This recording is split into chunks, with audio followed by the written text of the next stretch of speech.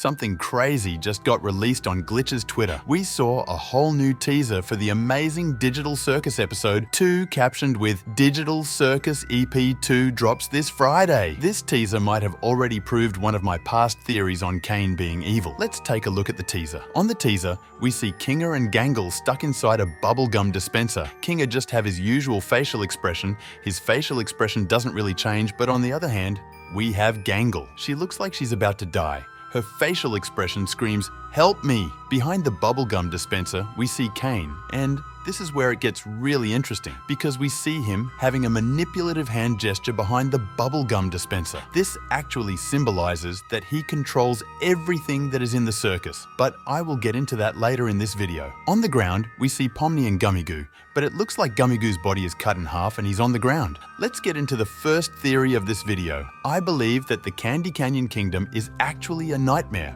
where the environment changes on specific time intervals, meaning that every 30 minutes, every hour, or every 6th hour, the climate and everything that stands on the Candy Desert changes. Why would my theory be this abstract? Well, take a look at Gummigoo. What even happened to him? He's split in half. And even Pomni, who's standing next to him, looks creeped out. If you look at Gummigoo's body language, you can see that even he is confused on what happened to his lower body. Now, this is where my theory comes into play. We know that Caine is crazy, and he has the power to do anything inside the universe.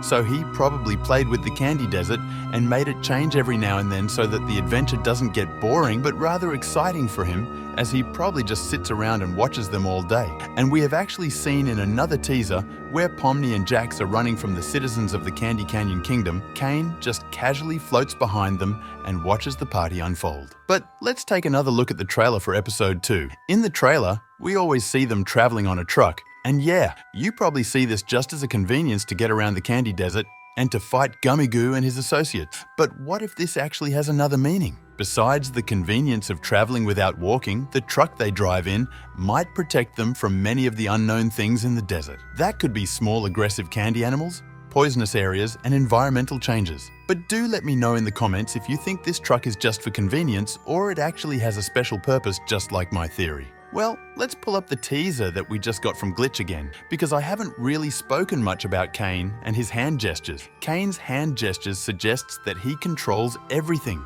You have probably already seen puppets where a human holds the puppet strings and they control everything.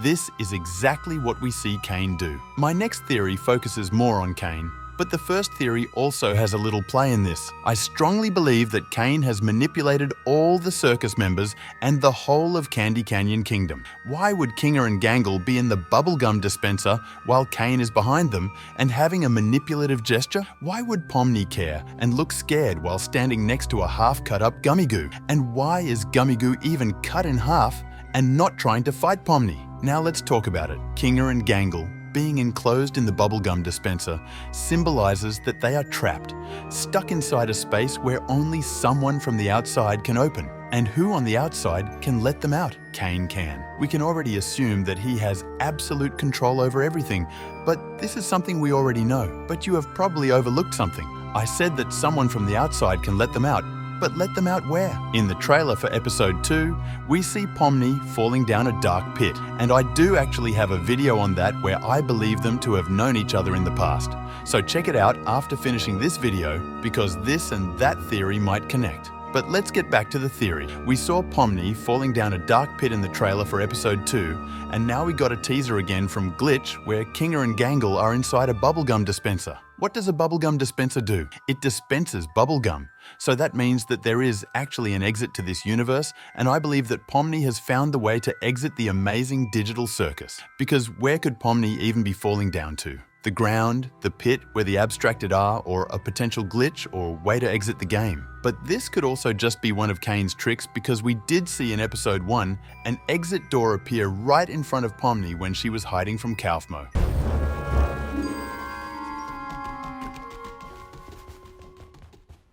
Where's Caine?